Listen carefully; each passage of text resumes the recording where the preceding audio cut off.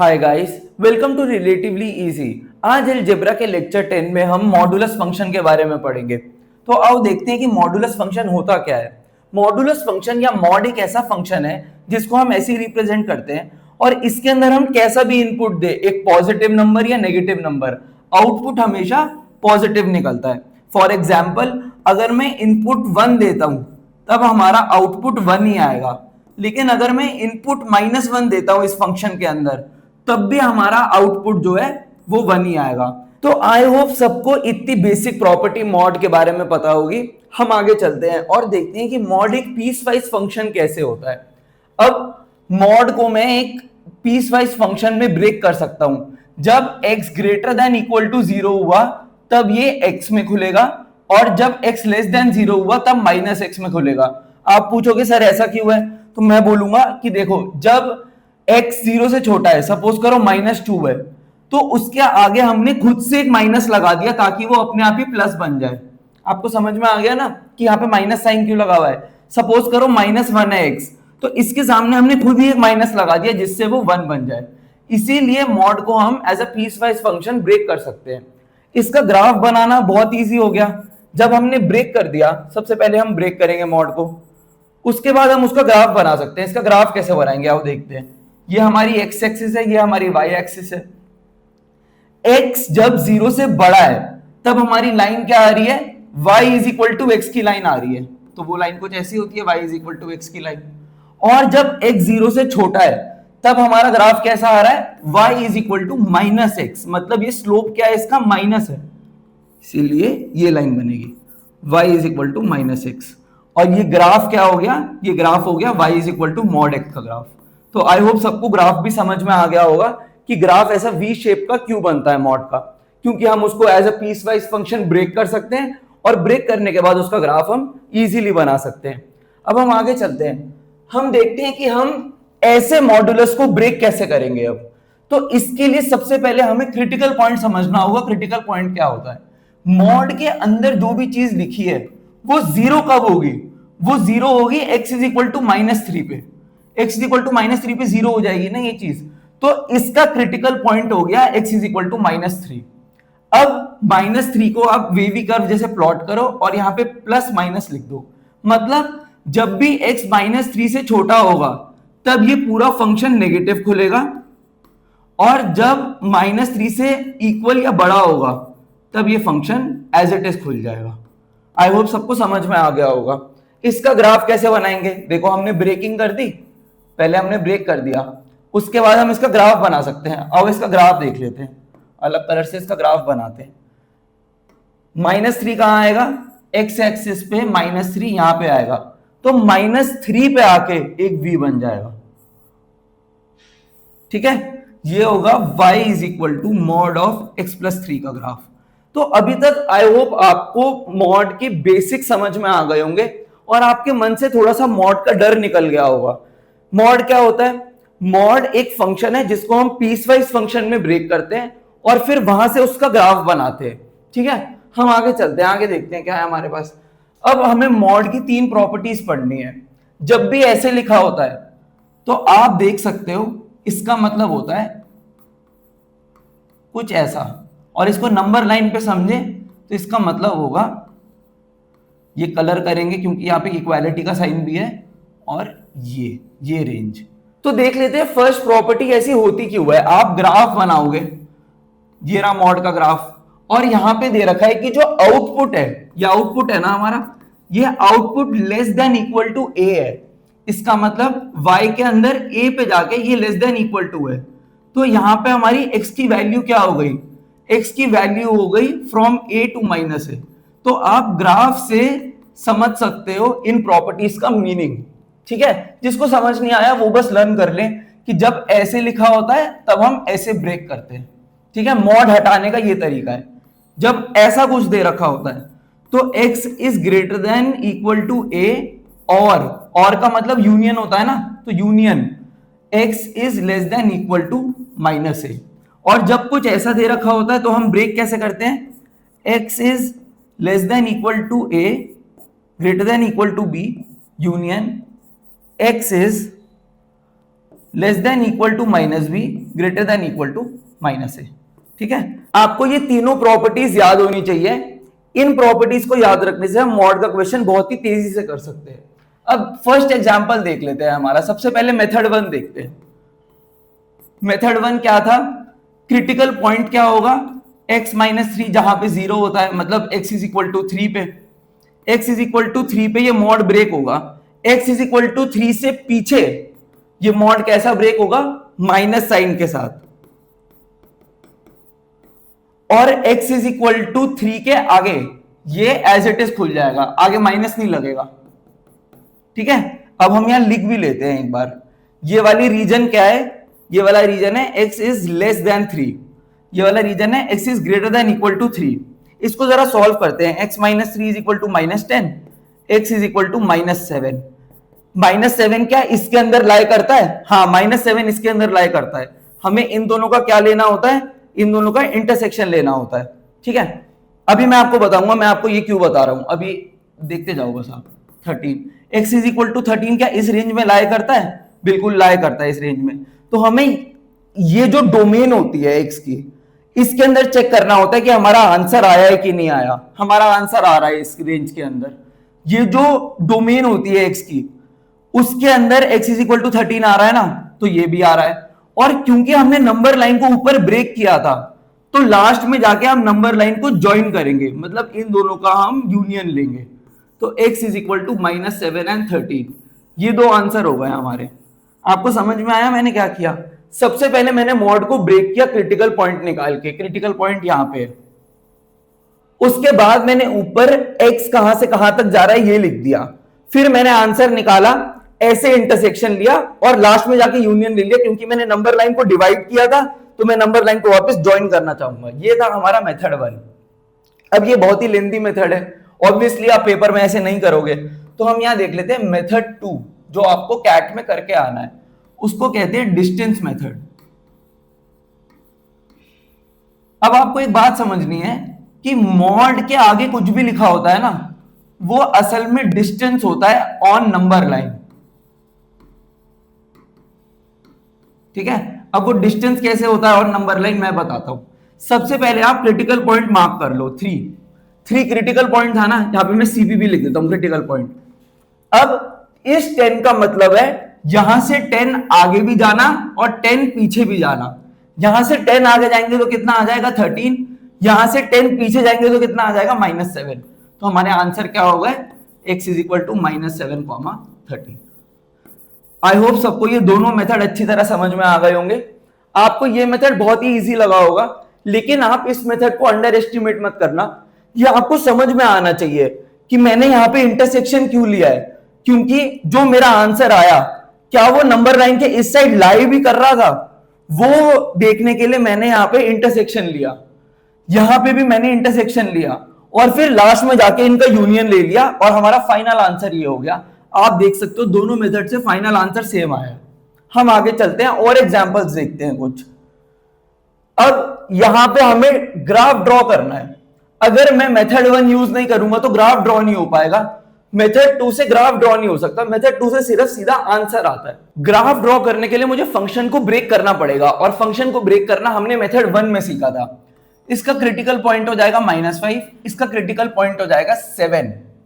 ठीक है, अब देखना मैं फंक्शन को ब्रेक कैसे करता हूं। जब x मेरा -5 से भी छोटा था, तब ये तो नेगेटिव खुलेगा और ये भी नेगेटिव खुलेगा। तो मैंने सीधा नेगेटिव खोल दिया इसे, इज इक्वल टू 10।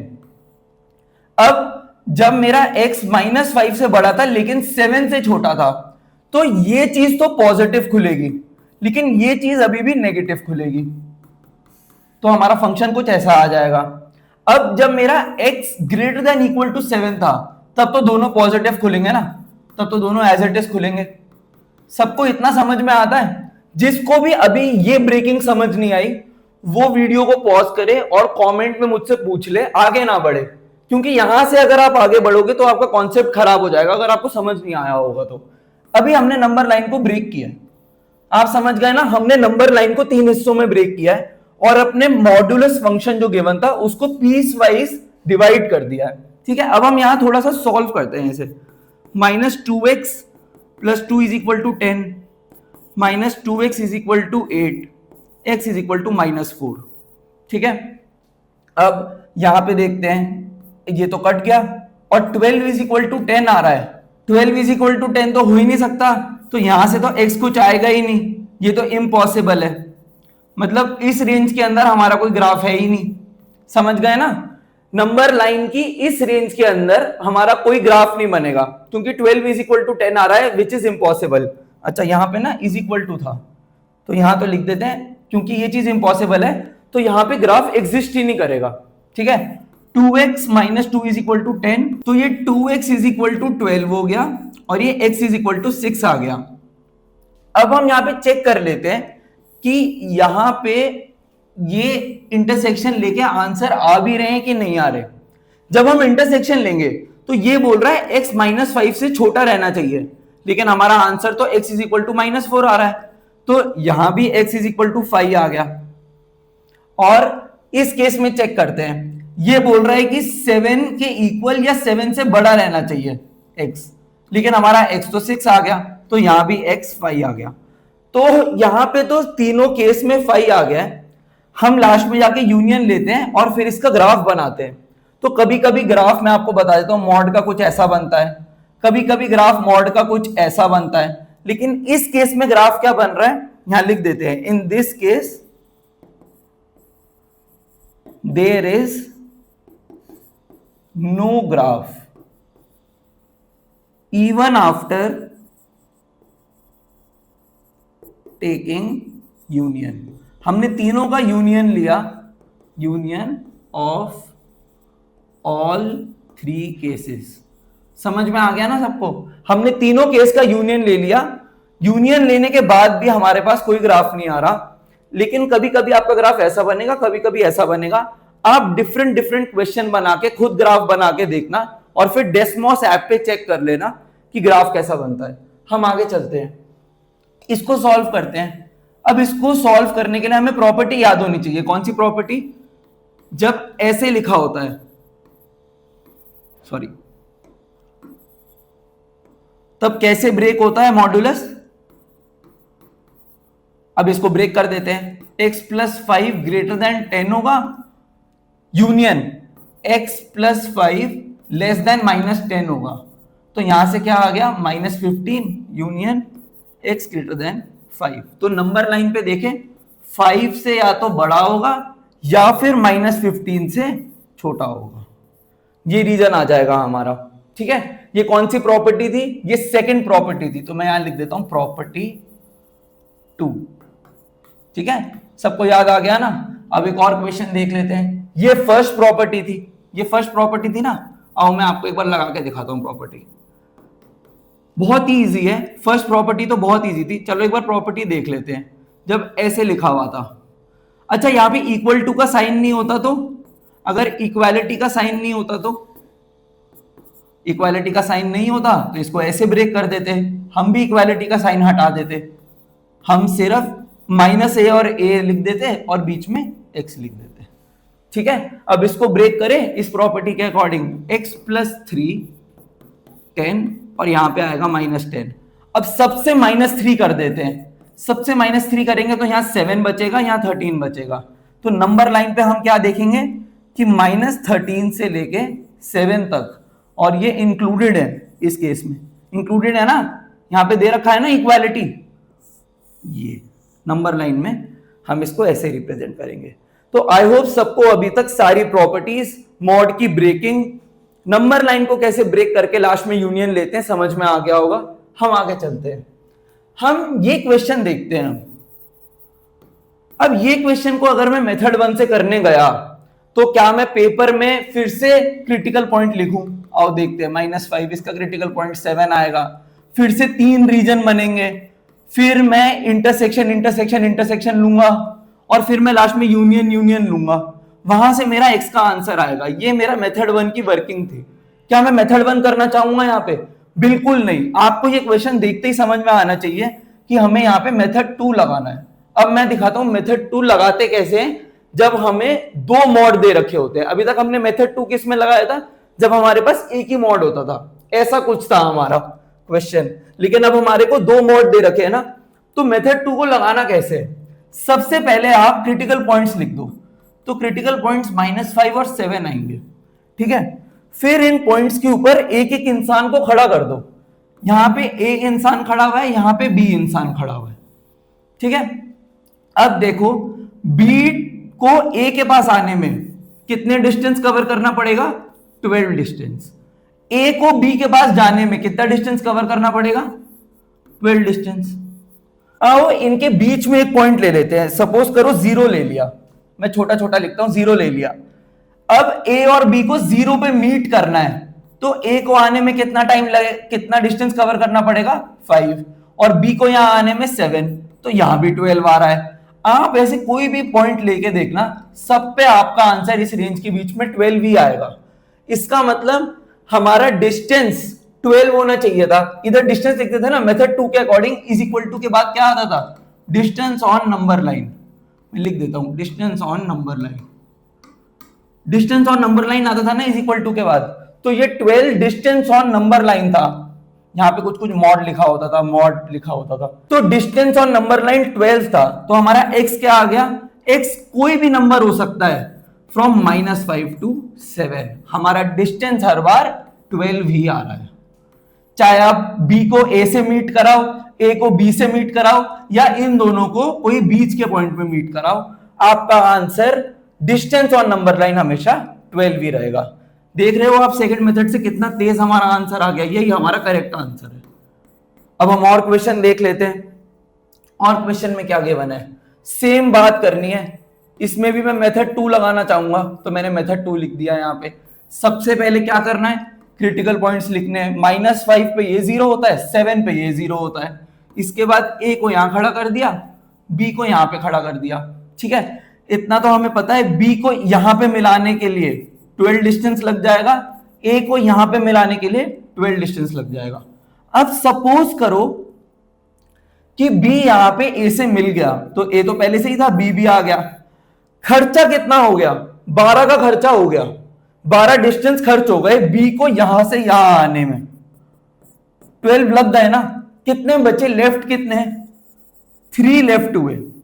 अब दो लोगों को साथ में चलना है और पैसे 3 है, तो दोनों 1.5 पीछे चले जाएंगे ना, तो यहां पे 1.5 पीछे जाएंगे तो क्या आएगा? -6.5 आएगा।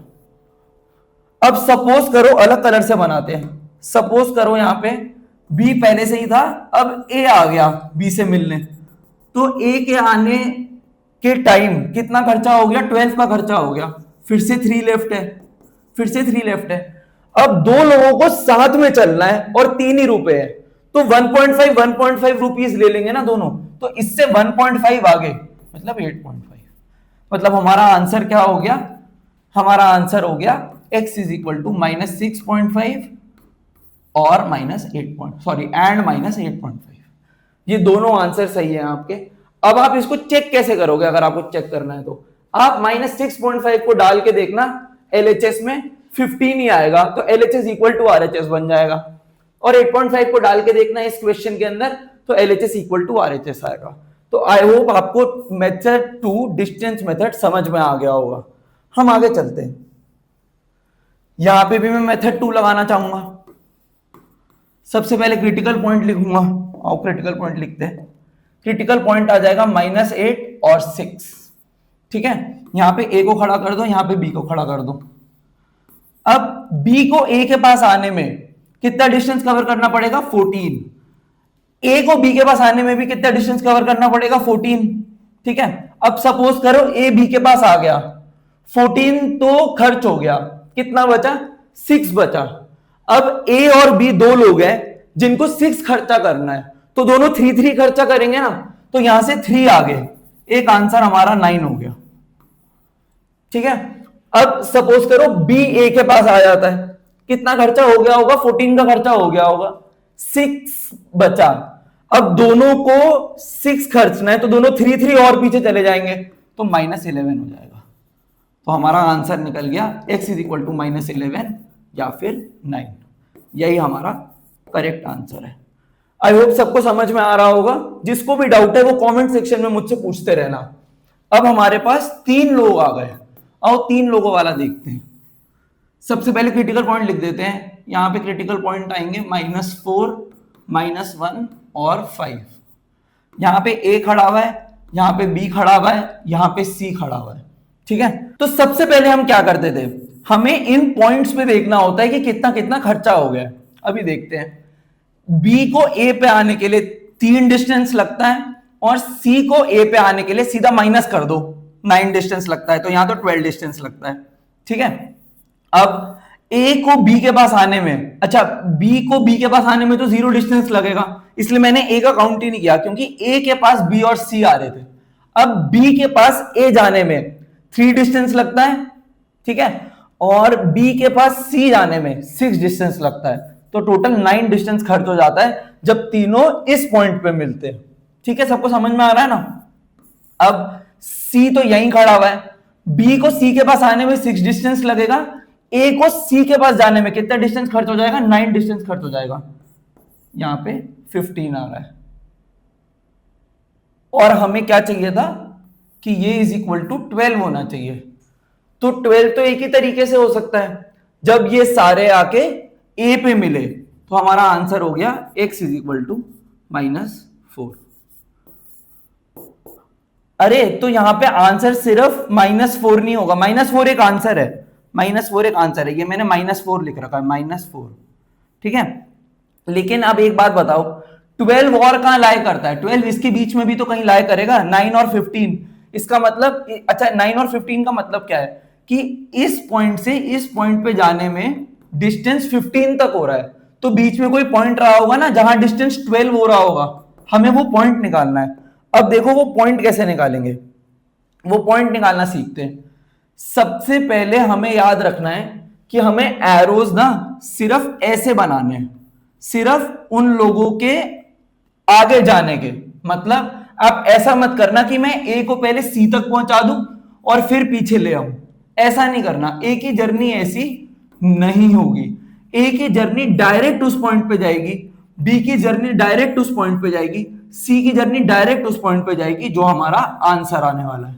ठीक है, सबको इतना समझ में आ गया कि हमें कभी भी बैक एरो नहीं बनाना। जैसे सी की जर्नी कभी आप ऐसे मत करना कि सी को पहले यहां से यहां तक पहुंचा देते हैं और फिर पीछे ले जाते हैं, सी की जर्नी कभी ऐसी नहीं होगी, आपको डायरेक्ट उस पॉइंट पे पहुंचाना है, सिर्फ ये फिगर सही है। ठीक है, तो यहां पे कोई पॉइंट होगा उसको एक्स बोल देते हैं, एक्स कुछ होगा -1 से 5 के बीच में, अभी निकाल लेंगे जहां पे खर्चा 12 आ रहा है या फिर डिस्टेंस 12 आ रहा है, जैसे भी आपको बोलना है। तो इस पॉइंट को मैंने एक्स बोल दिया। अब मैं आपको एक चीज बताता हूं, यहां पे ना दोबारा बनाते हैं इस फिगर को, ए बी सी, यहां पे क्या क्या थे पॉइंट्स एक बार देख लेते हैं। -4 -1 5, -4 -1 5, यहां पे 9 आ रहा था, यहां पे 12 आ रहा था, यहां पे 15 आ रहा था। अब आप ना एक काम करो, इस बी पॉइंट को भूल जाओ थोड़ी देर के लिए, बी पॉइंट को भूल गए ना। अब यहां पे कोई भी एक्स रहा होता, चलो मैं आपको एग्जांपल देता हूं, यहां पे 0 रहा होता, अगर इन दोनों को 0 पॉइंट पे मिलना है आके, ठीक है, तो ये कितना डिस्टेंस कवर करता, 5, ये 4, तो 9 आंसर आता।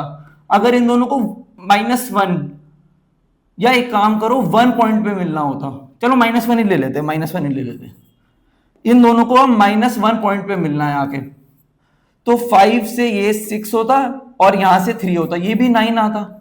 ऐसे आप कोई भी पॉइंट लेके देखना, आपका आंसर 9 ही आएगा। मतलब ये दोनों कोई एक्स पे मिल रहे थे लेकिन उनका आंसर 9 ही आएगा।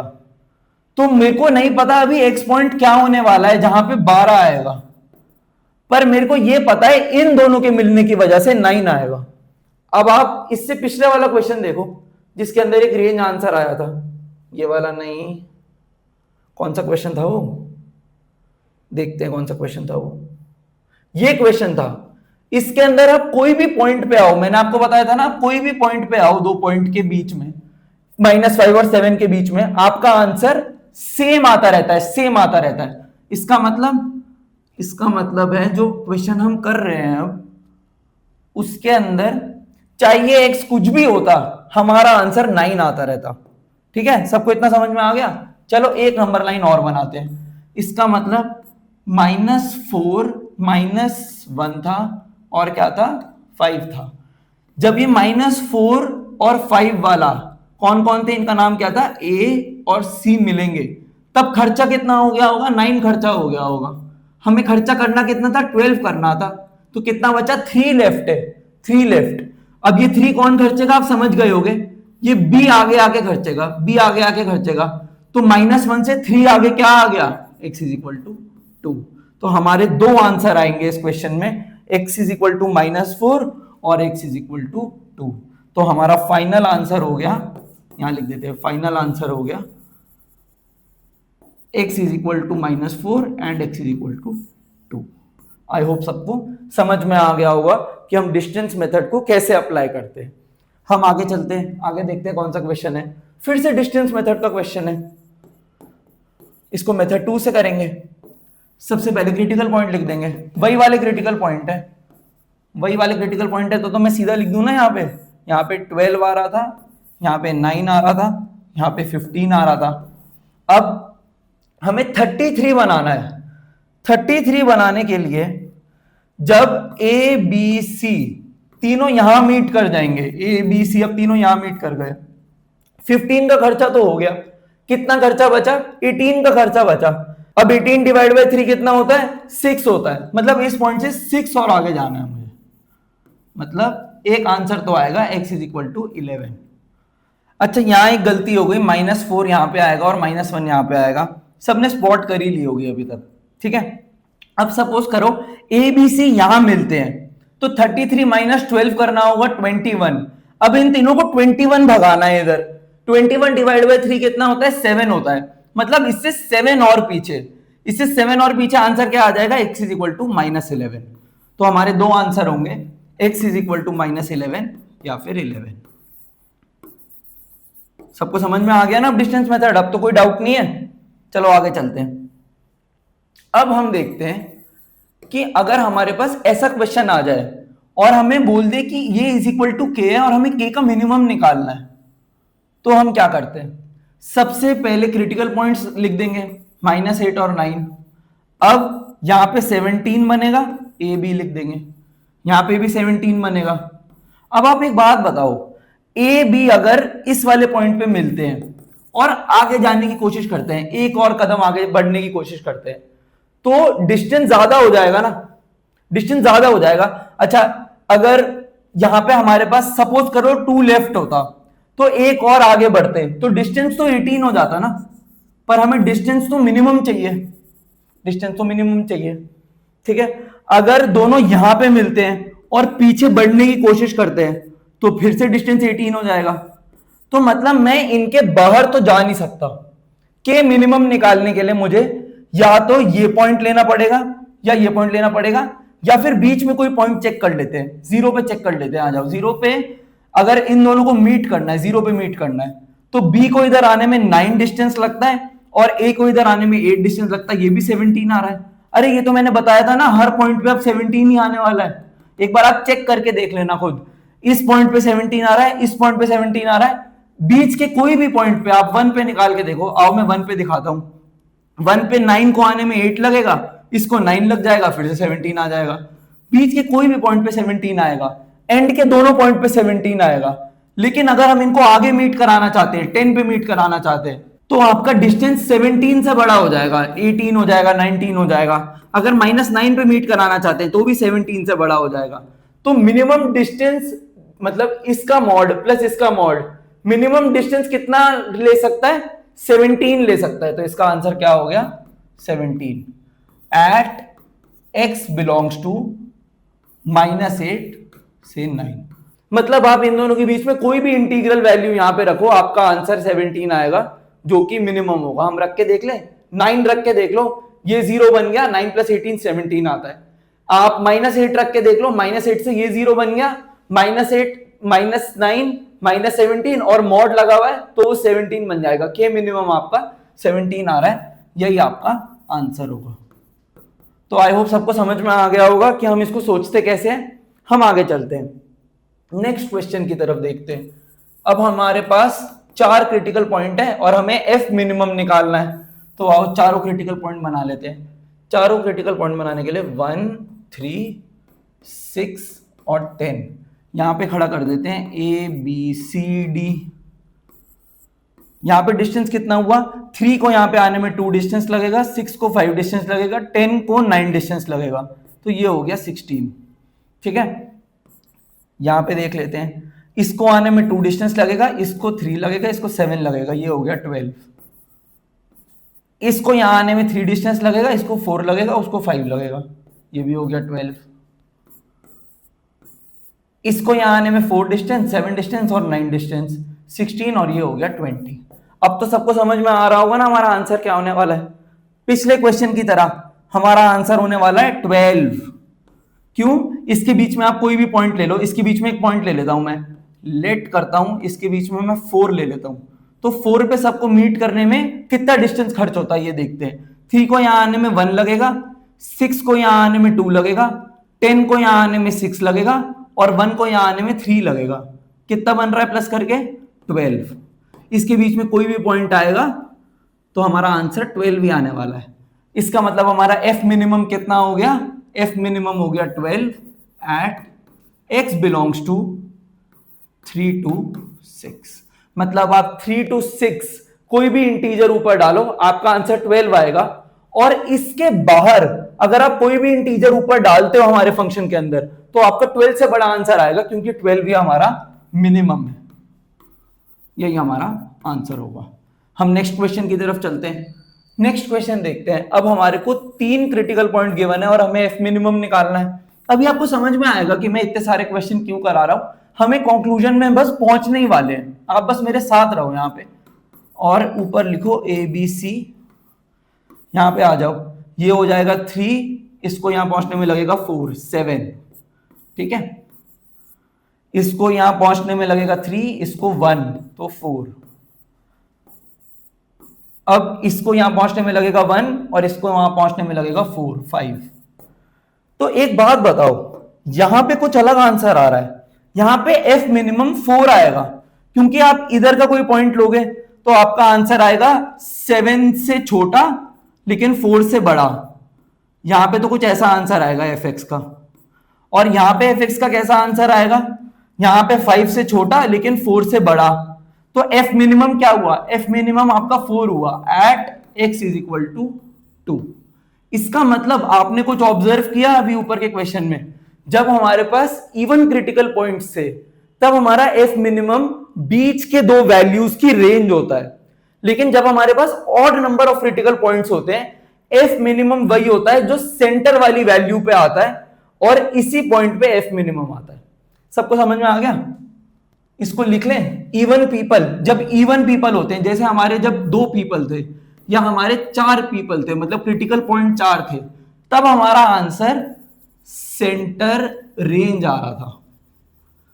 F minimum, sorry, F X minimum centre range आ रहा था एक्स की, X belongs to centre range.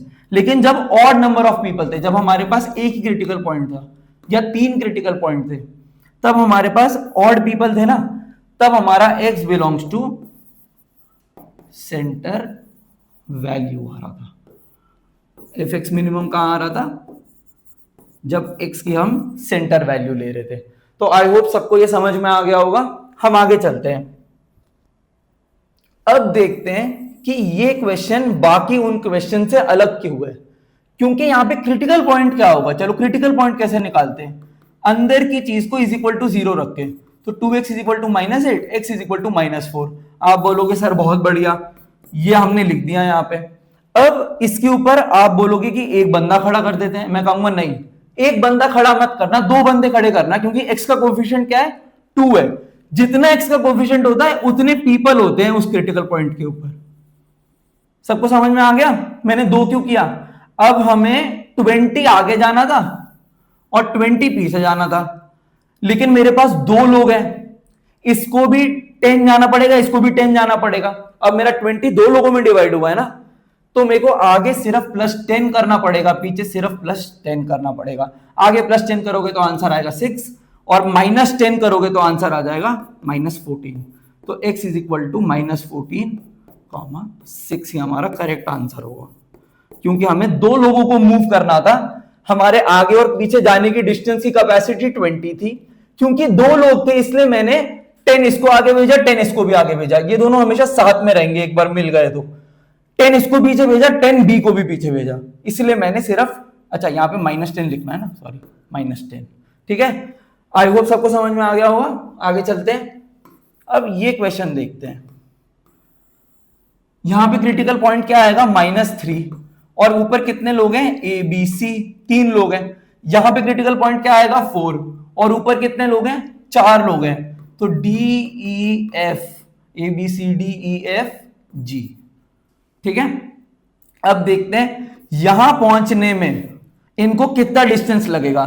तो सिर्फ डी को यहां आने में 7 डिस्टेंस लगेगा, और ऐसे 3 और थे, तो इंटू 4 कर दूं, 28 लगेगा।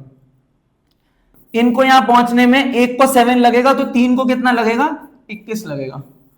इसके बीच में जो भी आंसर आएगा वो क्या होगा, इसके बीच में जो भी पॉइंट होगा उस पे एफ ऑफ एक्स कितना आएगा, उस पे एफ ऑफ एक्स 21 से बड़ा आएगा, 28 से छोटा आएगा। इनके बीच की जितनी भी वैल्यूज है उसके अंदर। तो 10 कहां से आएगा, इसका आंसर हो जाएगा x इज इक्वल टू 5। 10 तो आ ही नहीं सकता, 10 नहीं आ सकता ना। तो आई होप ये 10 क्वेश्चन सबको समझ में आ गए होंगे। अब 11 क्वेश्चन से 20 क्वेश्चन तक हम नेक्स्ट वीडियो में करेंगे। Thank you.